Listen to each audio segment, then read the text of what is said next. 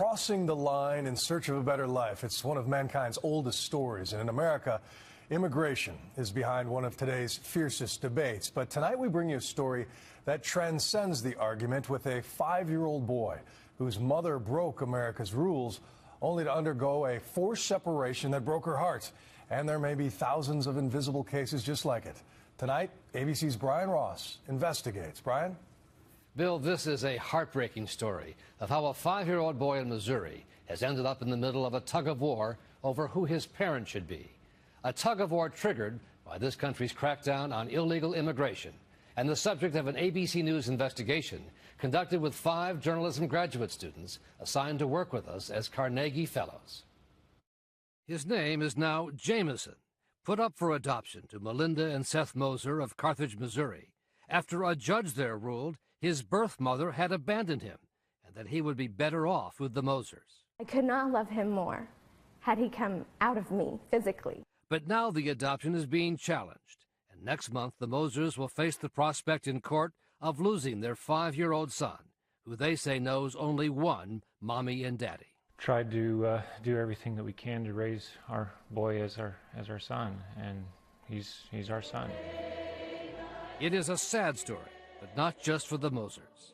This is Jameson's biological mother, Encarnacion Bael Romero, a native of Guatemala, who says she wants her son back, the son she named Carlos or Carlitos.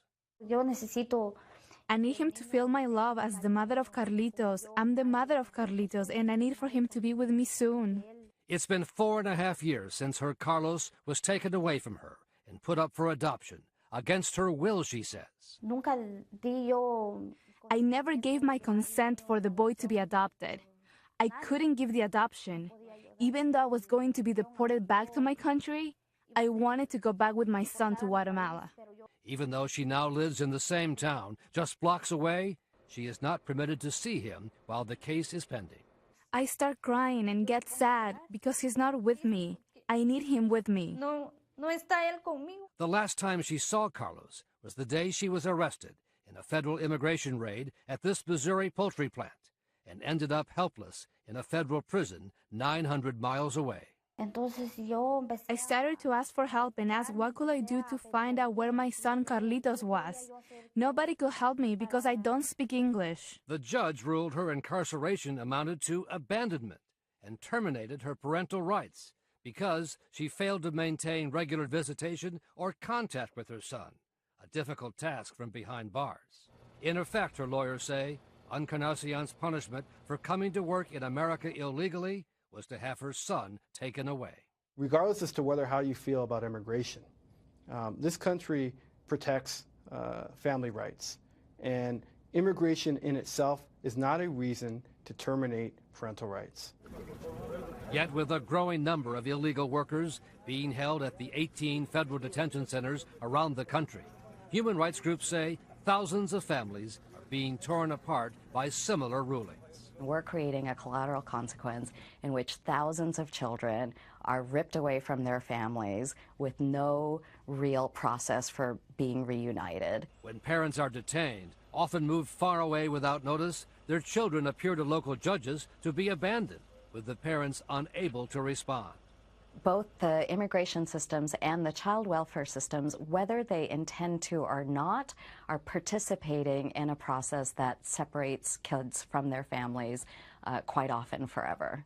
Jameson, or Carlos, is just one of the estimated 5,100 children in 22 states who were put in foster care or adopted while their parents were detained or deported.